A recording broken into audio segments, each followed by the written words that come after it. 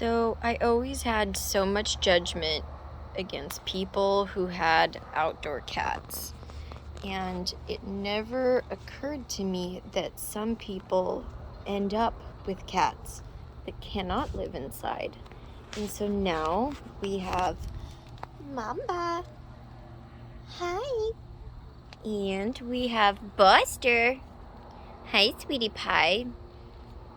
Buster's owner had passed away from COVID, and the family opened the door, let him out, and just left him to the neighborhood, and he was an indoor cat his whole life.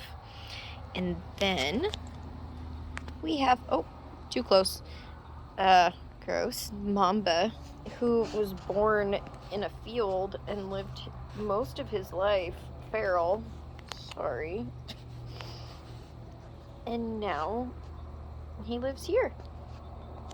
He did not trust people, but now he does.